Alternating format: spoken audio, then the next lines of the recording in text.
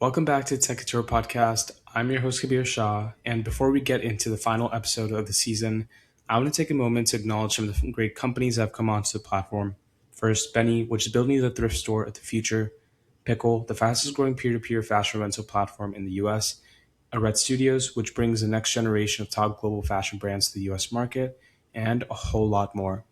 Today, we're talking with a company that's worked with more than 200 of the most recognizable names in consumer brands.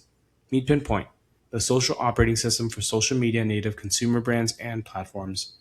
It's trusted by brands like Kalshi, Slate Milk, Overtime, Fathead, PricePicks, and a whole lot more. Pinpoint is building the AI marketing teammate that lives on brand social media, converting audiences where they already exist, supporting consumers at scale on social media, and helping brands reach consumers in a way that feels both personal and relevant. Today, Pinpoint works with direct to consumer brands, consumer applications building on social media, and event brands. We're joined by co founder and CEO Josh Cohen to chat about the opportunity for serving brands where the customers already are. It's more important than ever for brands to meet and convert their fans online. With social media as the default advertising and discovery platform for our consumers, brands want to convert likes, comments, and DMs into sales. Social media is still king.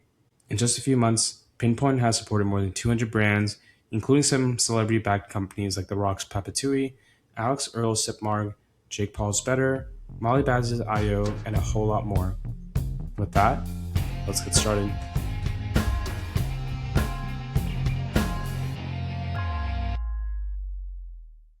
All right, welcome in, Josh. Thanks so much for hopping on the TechCouture podcast. We talk with a lot of fashion brands, fashion tech brands, but first I'm having someone on that works directly with some of the biggest consumer brands on a daily basis. You've had Pinpoint now, been working on it for about 2 years now, launched earlier this year, incredible traction, and you've had some of the biggest names in consumer already come on and work with you on the platform. So first off, just give us a little bit of a background on who you are, what Pinpoint is, and why you started working on it. Yeah, for sure. So thank you for having me. So Pinpoint's the AI social operating system for consumer brands. Essentially, what that means is brands kind of live online now. Consumers live online. The first point of discovery between a consumer and a brand, for the most part, is Instagram, TikTok, or Facebook, not really their website anymore.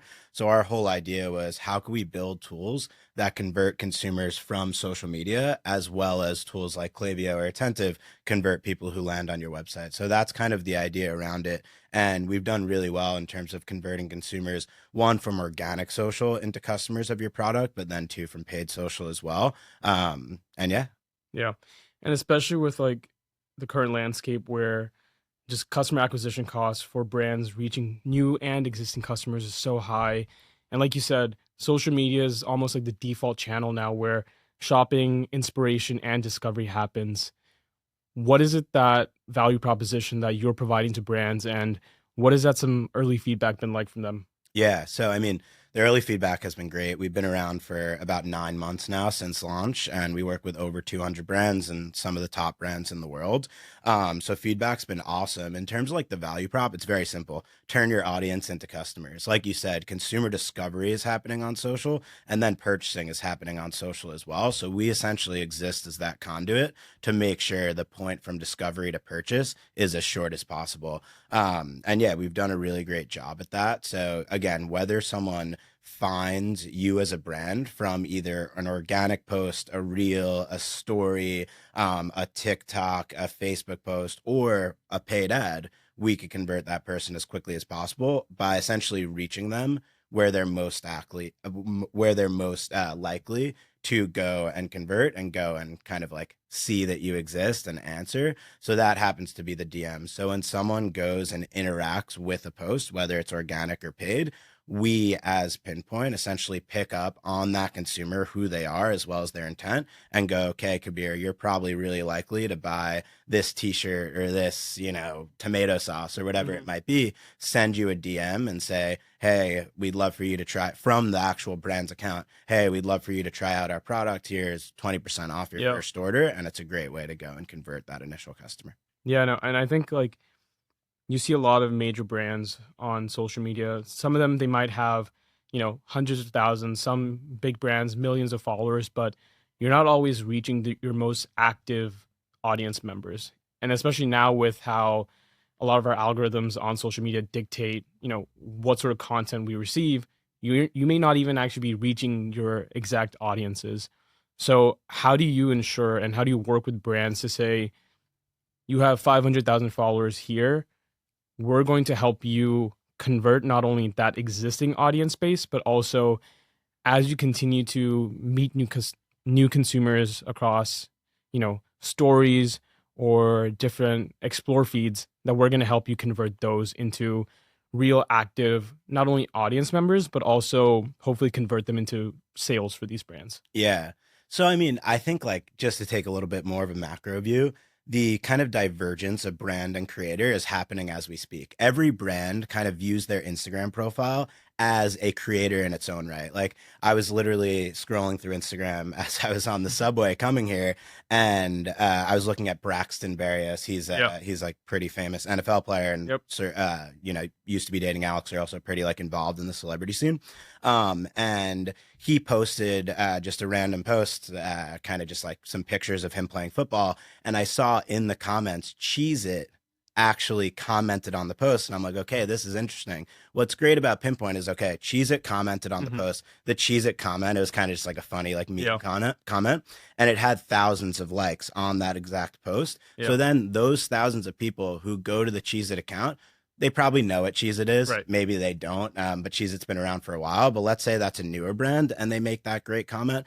People go to their account, and now Pinpoint picks up on those people and makes sure that they turn into purchasers as quickly as possible.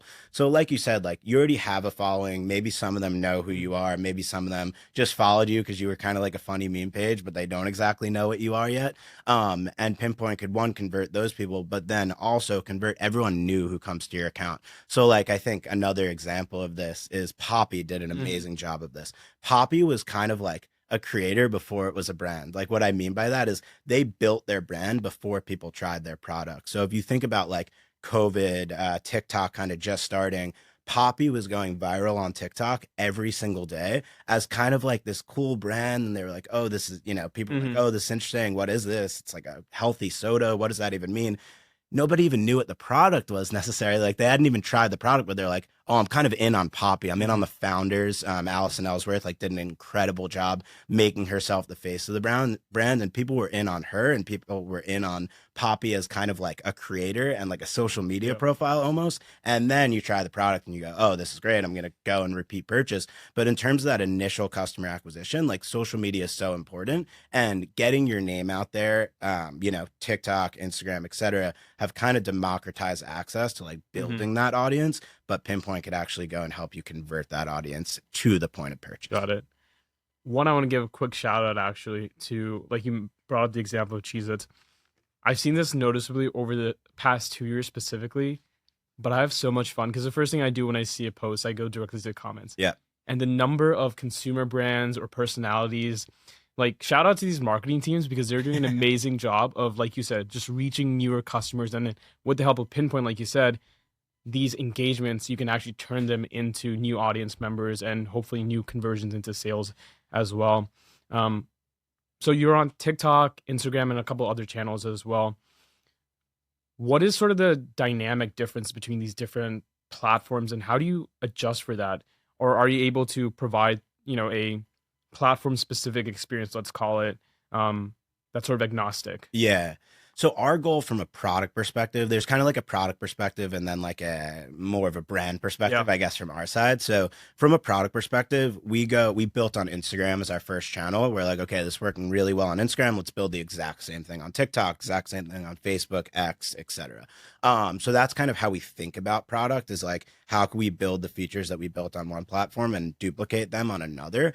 But from like almost like a brand perspective, yes, the platforms are very different. So like discoverability on TikTok TikTok is obviously way stronger than discoverability on Instagram. So maybe on Instagram, as a team and our customer success team may be telling brands, hey, focus more on converting that audience you Mm. already have, or focus more on converting the people who are seeing your paid ads, because that's where you're going to get the most out of Pinpoint. Whereas TikTok, like, you could go viral at any time. So it's like, let's just go find as many new people as possible and make sure once they see that video, that's like, again, more of a meme, more of kind of just like building Mhm. out your brand and your TikTok, we actually get those people to purchase, whether it's through TikTok shop or directly to your website. Yeah. And you label Pinpoint as this operating system for social media native brands. What does that mean from your perspective? And, you know, what are the, I guess, kind of digging deeper into how Pinpoint actually supports these brands? What are sort of the two or three like main tools or products that you're providing these brands?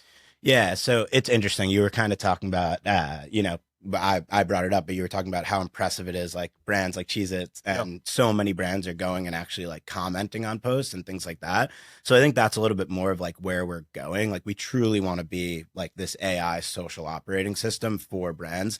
Anything social outside of content creation should fall under Pinpoint, with a goal of turning more of that audience into customers. Yeah. What the platform actually looks like today is we pick up, like I said, on interactions on both your organic posts, your paid posts, as well as like your stories and things like that, and convert those people by sending them a series of DMs to get them to that point of purchase. So that's really like the focus today. And like some of the metrics that we've affected today, one, obviously revenue, like that's going to Yeah. be our North Star at all times. But then we've actually been able to affect like impressions in a pretty meaningful way, ROAS and CAC from an ads perspective in like a very meaningful way as well. So really, we're thinking about things a lot more holistically. And then like a little bit more like where we're going in the next few months is we want to live everywhere and Mhm. almost act as like your customer support layer on social too. So like, I think a lot of these brands, what they run into is, as you're building your brand, you need to be loud. And Yeah. sometimes being loud is being like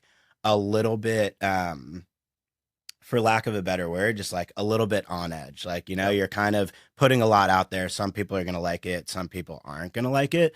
And if we're able to kind of turn any negative sentiment you're getting on social into Hmm. positive sentiment, I think that's really interesting as well. Because whether it's you as a kind of brand on social, or just your product, whether it's like betting or delivery or whatever Hmm. it might be, kind of just yields some negative experiences that you can't necessarily just deal with 100% of the time. Having Pinpoint be like that de facto place that could answer all of those comments, Yeah. handle customer support in your DMs, I think that's Support really customers important as at well. scale. Exactly. Support customers at scale, and really with a focus not only on sales, but customer support as Yeah. well. Because if you have a great customer support experience, it's going to lead to more sales. And if you don't need to hire out these big teams, Yeah. that's just going to make your business a lot more efficient Yeah. as well. And I mean, it's easier when you're a smaller brand, when you're just starting to grow, to engage with all those customers on a one-on-one basis. And I'm sure, like, to certain degrees, these brands still do. But like you said, when you're reaching millions of impressions and you're getting, tons of engagement across multiple different platforms, it becomes really hard to actually engage with those customers on a day-to-day basis, on a more personalized basis. Um, I want to dig really quickly into what you talked about with showing up, or sorry, with brands showing up in their consumers' DMs.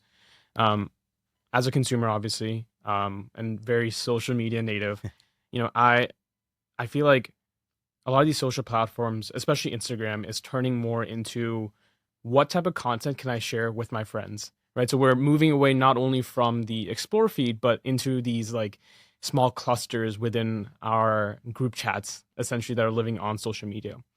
Now, SMS and email, let's talk about. I admittedly I get hundreds of emails per day, tons of things I'm subscribed to, and it becomes inundated with a lot of information that's either someone trying to sell me something or someone that's trying to it just isn't as relevant. So how do you, as a Pinpoint, work with brands to make sure that DMs aren't becoming that next layer of, oh, we're just getting so many DMs, we're just getting sold so many things, that we as a consumer are just gonna ignore it or turn away from it? Yeah. Because I think there's like a fine balance you want to reach where you're delivering that right context and, oh, we saw you like this. Here's exactly, what you should be buying here, without it turning into just random ads just being funneled into, our DMs. Yeah. So, I mean, first to just touch on your first point, I Yeah. think to some extent I agree with you on Instagram, but I would actually push back on a more like broad basis. Like, Hmm. discoverability happens on social media, and people are looking for things on social media. Yeah. People actually care less about what their friends are posting and more about what their favorite celebrity or favorite creator is posting, and that kind of like bleeds into this brand space. So I mean, there's a lot of stats around this, but I think it's like 1% of the accounts on TikTok make like 95% of the content, something Yeah. to that effect. So I would actually say like people are used to discovering stuff on Hmm. social. On your latter point around like email versus, Instagram DM and things like that, I think what I was talking about before, there's this line that's kind of bleeding in Hmm. between creator and brand. Brands almost feel like creators, especially the good ones that are truly social native. And if they do that, they could almost kind of get away with marketing in like a fun, cheeky way that Yeah. like almost feels way less corporate. When you get an email from a brand, you're like, okay, I'm getting a discount. That's awesome. If I want to buy a Madewell hoodie, I'll Yeah. go buy a Madewell hoodie. And like, that's amazing. But if a brand's sliding in your DMs, you're like, oh, this is kind of interesting. Also, like, it might not just be like, hey, here's 20% off. It might be like, we work with Overtime, for example, Yeah. the big sports media company, and like they do something amazing where like when people interact with their content, they don't send them a discount right away. What they do is they send them a video of one of their content creators kind of like just making, it's Yeah. like a funny video or like talking more about their shirts or like whatever it might be. It's something that people can relate to a little bit Yeah. more. And then they'll hit them with the discount like a day later. And doing things like that, that's just one example, but doing things like that, I think is really Yeah. interesting. And kind of as we, again, the line kind of keeps bleeding between brand and creator. And as brands start either bringing more creators on their cap table or on as co-founders or just on as influencer Yeah. marketers, they're able to leverage them in interesting ways where it almost feels like, yes, the brand is DMing you, but like, hey, this is someone Yeah. this is someone you see their content all the time. No, I think that's actually really great. And I like that you brought up that point about overtime, because like that's the sort of content where I'm like, oh, okay, yeah, I actually want to engage with this. I want to keep, following this brand. I don't mind that you're in my DMs. Um, I think where it sort of crosses that line is when it just becomes aggressive, just here, buy this, buy this, buy this. But I Yeah, think that level of engagement is really strong. I think of like Spotify now with their annual Wrapped, which is essentially a huge marketing campaign, of course. right? Yeah, yeah. But I think what they do really well is like, oh, let's say uh, I love listening to Mel Robbins, for example. So Spotify is going to make sure that during my Wrapped, I get a quote unquote personalized message from Mel Robbins for her top 1 to 5% of listeners. Like that's a sort of engagement that I feel like, okay, yeah, keep more of that coming. 100%. And that's why like the rise of celebrity led and creator led brands has gone so well. Like if you think about, we don't work with Rode yet, but like Rode just got acquired for $1 billion. They do an absolutely amazing job. And the reason they do that is because it's so authentic. Hmm. Like Hailey Bieber was literally promoting all these products that she didn't actually like. And then she's like, wait, let me just build something that's better for you. Like actually something that I would use. And then she authentically was using it every single day. So think about if you're Rode and someone's interacting with your content and they get a personalized video from Hailey Bieber saying, hey, like really appreciate you, commenting on our last post. Like this is how I kind of do like my daily skincare routine. Like Hmm. that kind of stuff resonates with consumers. And whether it's like Alix Earle with margaritas or the Nelk Yeah. Boys with, their White Claw competitor, Happy Dad, or, Jake Paul with like a sports betting app. Like when you really have that celebrity market fit and that creative Yeah. market fit, it feels really authentic. And you could do that whether you're a brand that actually has a Hmm. celebrity co-founder like a Rode, or more like the example I brought up before, Poppy, that like almost feels like they're a creator, even though Yeah. they don't have like a creator co-founder. Nice. Let's dig into the brand side really quickly, because you're working with more than 200 brands now. A lot of them are big names in the consumer space, both consumer apps, D2C e-commerce brands, as well as you work with events companies on site as well. But sticking to the brand side specifically, talk about some like of the notable consumer brands that you've been able to bring on, and if you can just sort of point to what are the specific takeaways that they've had working with Pinpoint up to now. Yeah, so we kind of like did this interesting thing where at the beginning we were able to leverage our network to get in with a lot of these celebrity led brands. And then that kind of like made us known a little bit in the space and allowed us to expand. So like some of our first customers were The Rock's Papatui, Jake Paul's W and Betr, Alix Earle sipMARGS is a bit of a newer one, but Molly Baz's Ayoh, like a Hmm. ton of these creator and celebrity led brands. And from there, we went into more of like the traditional e-commerce brands. So now we work with whether it's like Cozy Earth or MacDougall or Mary Ruth Organics. We really work across Hmm. multiple different segments, and they've all really seen similar results. Like again, it's about turning the organic audience into customers, turning the organic audience into like first party data that you're able to collect, Yeah. and then turning the paid audience into customers as well. So like we've seen pretty similar results across the board, but the way we approach each brand is a bit different. Like I would never kind of suggest the same flow for Cozy Earth as I would for Right. Overtime. They're just very different brands. The way they exist online is very different. So that's where like our customer success team has done a really great job in kind of making sure we're moving everyone in the right direction, but the results end up being fairly similar. And then you mentioned consumer apps as well. So on the consumer app wallet app side, we do really well with like betting apps, whether it's Prize Picks, Betr, Underdog Fantasy, Kalshi, like a ton of those different platforms. And then we also work with like GoPuff on the delivery side. We just onboarded Phia, the new Hmm. like cool shopping app. So yeah, we work with a lot of those as well. And there it's just about user acquisition. And really like it's so powerful because if you think about the LTV of a betting user or like a Phia user or a GoPuff user, Yeah. it's super high. So we're able to see like really great results with those companies. Yeah. So a lot of the previous companies I've spoken to, and I think just the broader audience amongst TechCouture is or has at least been like sort of fashion forward. Like that's sort of been the niche area that we've initially started targeting. So, fashion consumers, as a quick aside, fashion consumers have, a very different sort of consumer shopping pattern than maybe, in the CPG space. Um, so you brought up Fia, for example. How do you work with a brand like that in delivering, whether it's um, customized recommendations or here you should shop for this because you liked this product that we saw on social media? How does that differ for, let's say, just a fashion forward brand, as opposed to some of the other sort of consumer apps that you were talking about? Yeah. So I mean, there's Fia in terms of like they're a portfolio of brand. Obviously, it's an app, but like Yeah. they have a portfolio of brands that they work with, and then we work with a lot of like fashion forward, just like e-commerce brands as well, like MacDougall and Hmm. others. So on the Fia side, it's really interesting. What we actually like are working on with them is like a big campaign where we're able to understand who that's interacting with one their content, but then two both their founders have big followings in Yeah. their own right, Sophia and Phoebe. To like the founders content, anyone who's interacting across any of those accounts, we could send personalized messages that essentially encourage them to try out one of the brands that work under Fia. So like Hmm. maybe it's Madewell as an example, Right. and we could be like, okay, you've interacted with X, Y, or Z content. Here, go purchase Madewell through Fia, and that works really well. And then Fia almost kind of gives you an advantage without having to give you a discount because the whole kind of thing is like The whole Google premise Flights is for that. Yeah. shopping. So yeah, you're able to find the cheapest price, and then it's a great way to get people back on the app. I actually think that's like a really good company as well. Yeah. Nice. No, I love hearing how you're sort of supporting brands across a whole array of just consumer verticals. Let's sort of zoom out and talk about you real quick.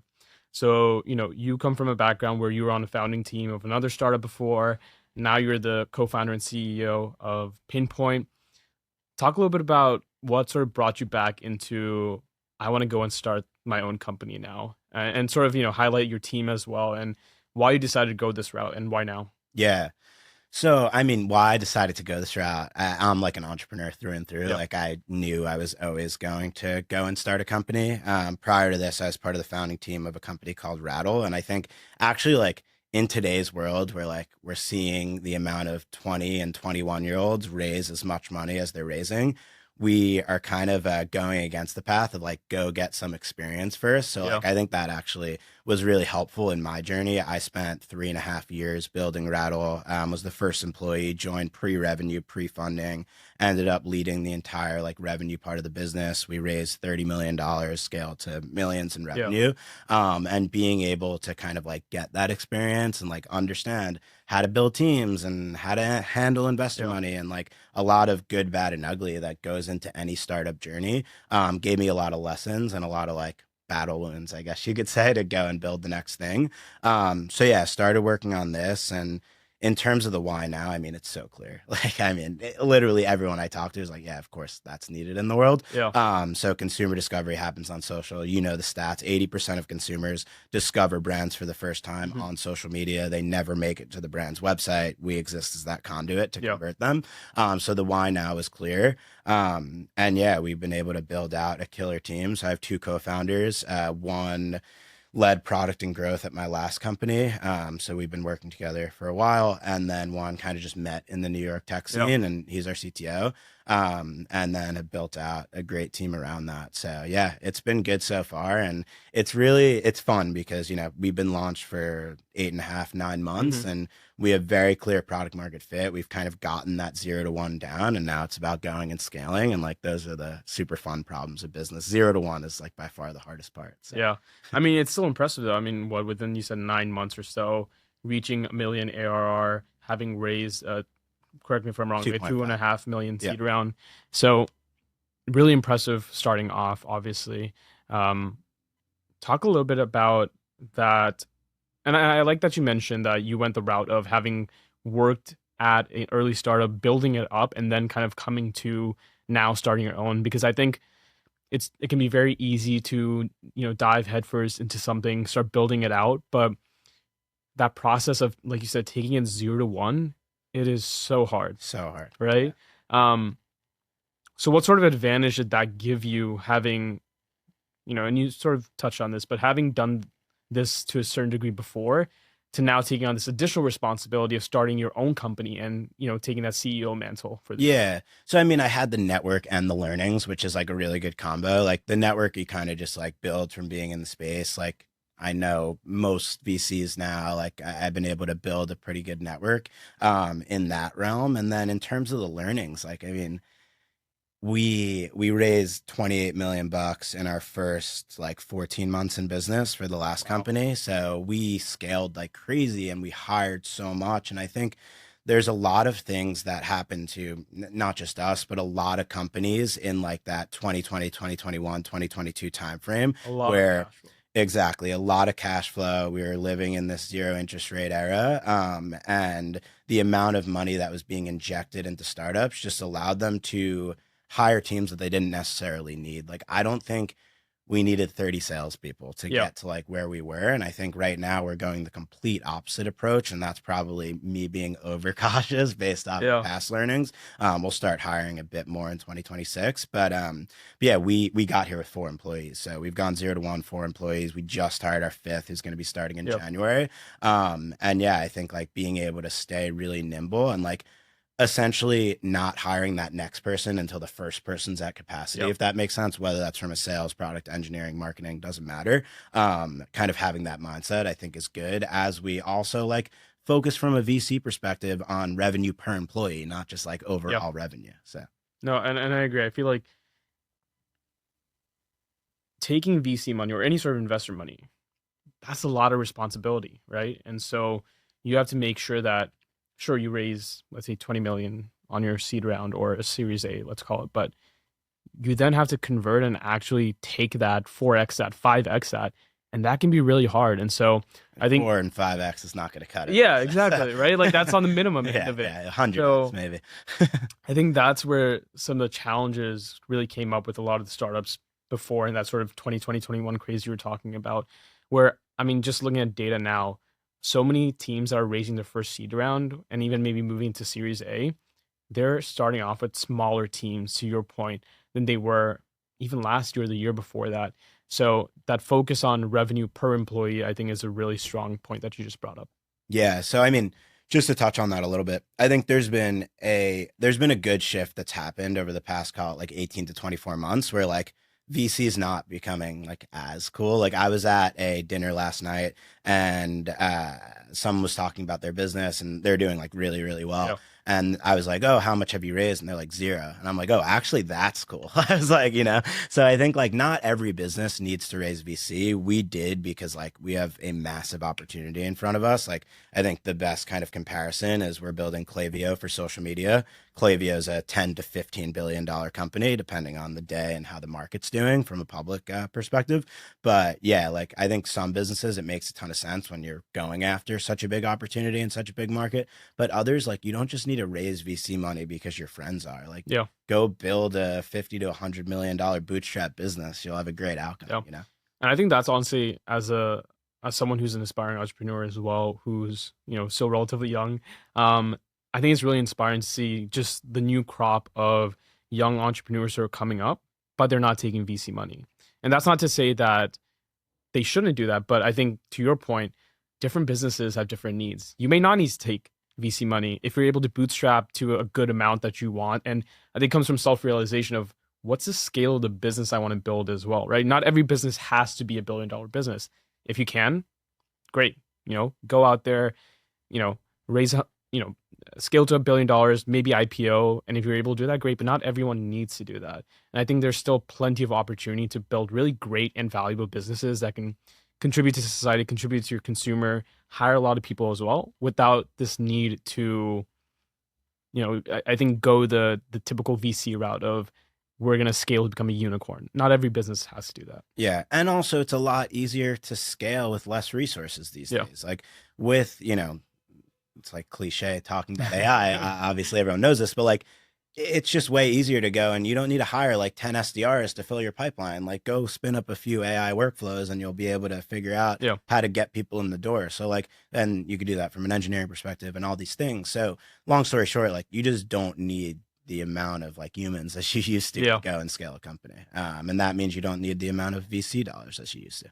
You talked about, there being, from that first experience building that company out, and obviously now is over the first 8 to 9 months. Talk a little bit about the challenges that you've had to face and then overcome, and what is that sort of teaching you about what you need to go into 2026 with? I think we're Yeah. at the perfect stopping point of 2025. There's tons of stuff you can sort of reflect on and go forward into. So what has that been like for you of, oh, maybe I wouldn't do this next year, or, oh, I learned this, I'm glad we learned this the hard way, but we're not going to do this again? Yeah. So really the biggest challenge for us, we've been lucky in that like I knew this was gonna work when we went and launched it. Like we have been able to find good product market fit. I think the biggest challenge for us is like actually becoming a brand, like, kind of going off Yeah. our customers, but like becoming a brand in our own right. Like when you have a consumer brand today, whether you're Nike or you're someone just getting started out on Shopify, you're probably going to need something like Shopify to build out your website. You're going to need a Klaviyo or an Attentive to run your email and SMS. You're obviously going to need to be on all socials.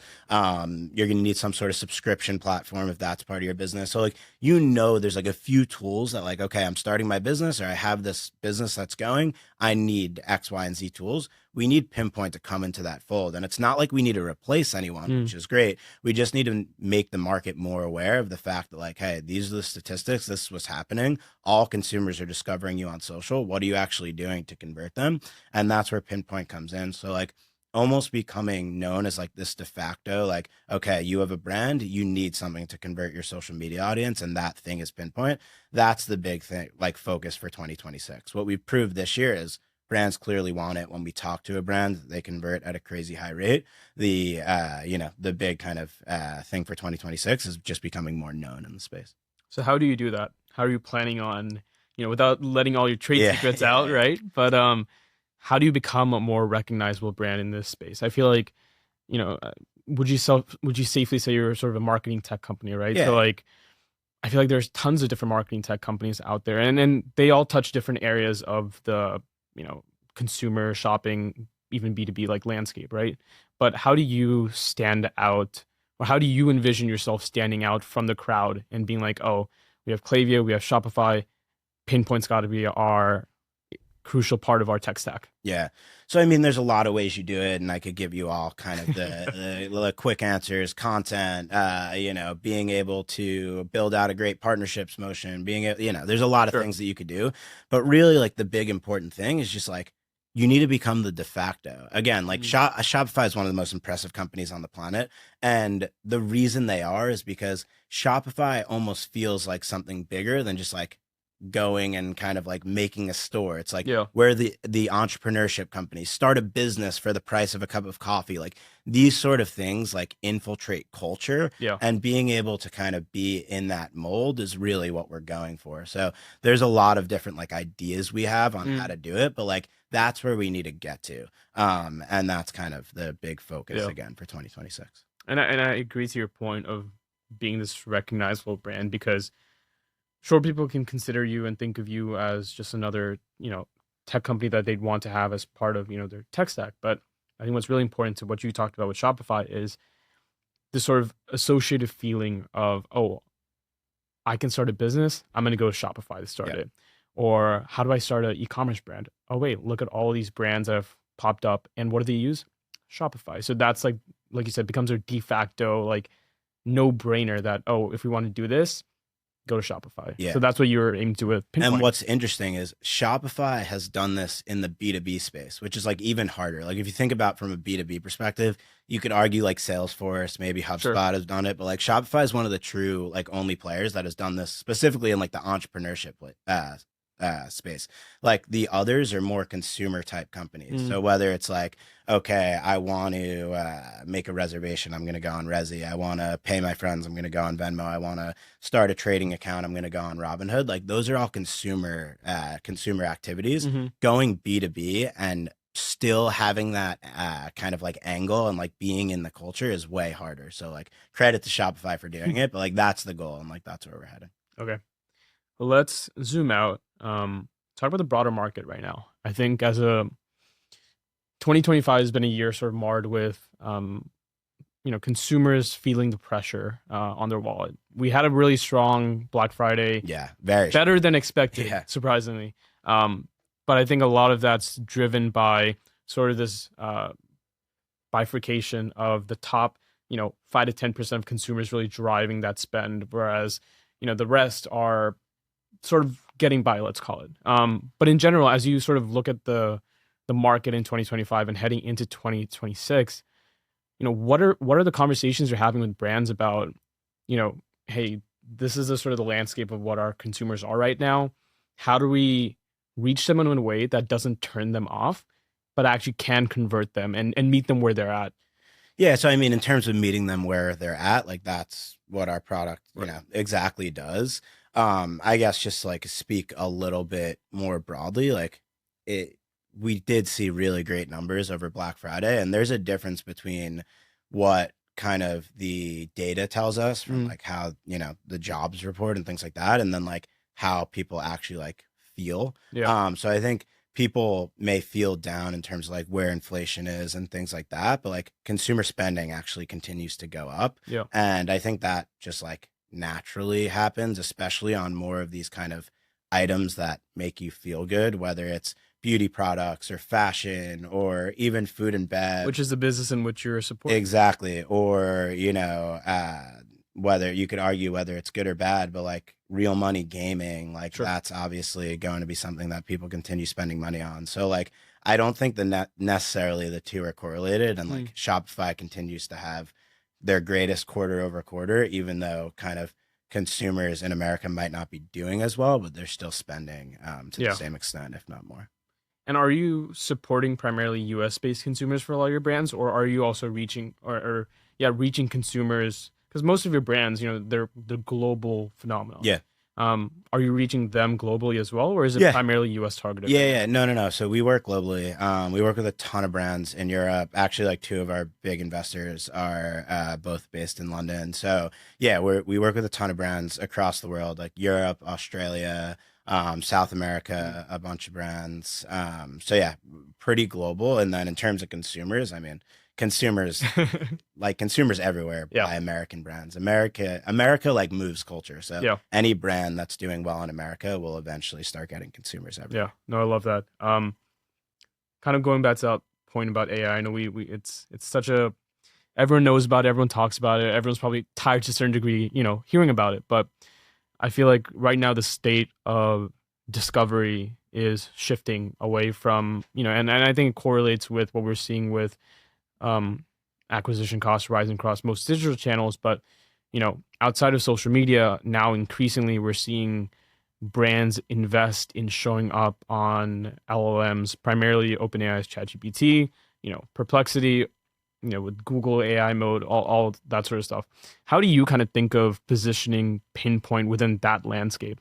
Obviously, you're social media specific, but as you're thinking about helping these brands reach consumers where they're at, how do you position yourself against a really a large entrant in the market that's trying to eat up where consumers are finding products? Yeah. So first of all, I think we get very confused living in New York and San Francisco as to like how the average consumer Yeah. across America actually thinks. The average person across America does not discover anything on ChatGPT, Yeah. specifically where they're going to shop. So like maybe in 10 years from now, that'll be different, but today Mhm. that's just not how the world works. The other thing I would say is ChatGPT is replacing Google search. It's not replacing Instagram, TikTok, Facebook, Right. etc. So like people are still discovering for the most part via social platforms. They may go and search on ChatGPT after, which is amazing. But like we exist as a place to again turn discovery into Yeah. commerce, and discovery still happens for the most part on social media. No, I agree. I mean, I was talking with a brand yesterday, and they were just talking about how big of an impact, for example, TikTok Shops had on their Yeah, brand, of right? course. It's like it's on What had a bigger impact on their brand, TikTok Shop or Shopify's ChatGPT integration? TikTok Shop TikTok Shop. probably Yeah, 100x. yeah, You know, 100%. And I think that's really to your point, that's the incredible part where it's these digital channels are becoming, yes, they're challengers on the market, but social media is a place where we discover, we get inspired, we share, and now we're starting to increasingly shop as well. yeah. And also like brands need to move at the speed of culture. Yeah. ChatGPT is this like interesting thing that's happening, and like a lot of people obviously use it. I use it every single day in like my work life. But in terms of like personal life and culture, like ChatGPT doesn't feel like culture. No. TikTok feels like culture. Instagram feels Yeah. like culture. And I think a lot of that has to do with, the sort of the user interface. You're just chatting back and forth. But I agree, um, multimodal, if we want to call it that, where you're seeing everything from text to image to video, all that. Social media, by and far, dominates that space. Yeah, yeah, yeah. Um, I'm curious, how do you think about? I feel like as a person that's very much social media native, social media driven, there are times where I feel like I am tired of social media. I feel like a lot of people are looking to move away, maybe not fully, but sort of shift some of that attention away from digital channels, social media to IRL, meeting in real life. How have you seen that show up in conversations with brands about sort of the urgency around, you know, maybe we're seeing less consumers really engage with our things. Maybe not. You may disagree there by data, but like, how do you make sure that we're the consumers that we really do reach, we're making sure we're converting them because maybe that funnel is decreasing, if you will. Yeah, it's not. Okay. Just like straight up, it's not like the average. I think the average Gen Z consumer spends 3 hours and 54 minutes on social media. Like, and as if we look at the Yeah. average of like the 12 to 18-year-old consumer, which is the next kind of person who's moving into that mode of purchasing, it's even more. I'm not going to say whether that's a good thing or a bad thing. Sure. I have a lot of personal thoughts on that, but from a business perspective, like that's just how the world works. Yeah. I think it's great to say that we want to move back IRL, and like that's amazing. And like that's how I like to spend my life. But the average consumer is spending more and more time on social. Got it. Okay. Um, as we're wrapping up here, uh, talk about that vision you have for 2026. Great start to 2025. You've found really immediate product market fit. More than 200 brands are on Pinpoint right now.